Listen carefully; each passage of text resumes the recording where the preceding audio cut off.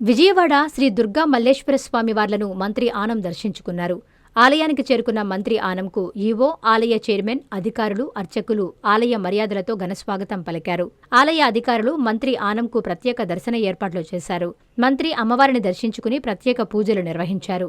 దర్శనం అనంతరం వేద పండితుల ఆశీర్వచనం, తీర్థ ప్రసాదాలు అందజేశారు. ఆలయంలో కొనసాగుతున్న అభివృద్ధి పనులను క్షేత్రస్థాయిలో మంత్రి పరిశీలించారు.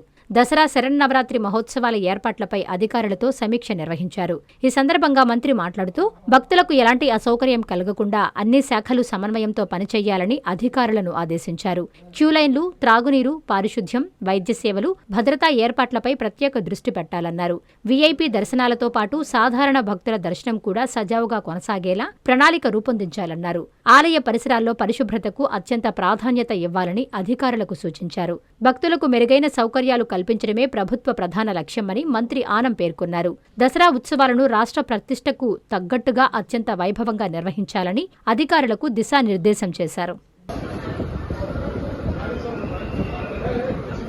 ప్రపంచ స్థాయి రోబోటిక్ సర్జరీలు మన నెల్లూరు నారాయణలో 26 సంవత్సరాల సంస్థాగత అనుభవం, సాంకేతిక ఆధారిత వైద్య సేవలు, ప్రామాణికత, నాణ్యత మరియు నిబద్ధత, అధునాతన 3D high definition visualisation, surgeon పూర్తి నియంత్రణలో పనిచేసే multi articulated robotic arms, millimetre స్థాయి ఖచ్చితత్వం, మెరుగైన ఎర్గోనామిక్స్ మరియు స్థిరత్వం.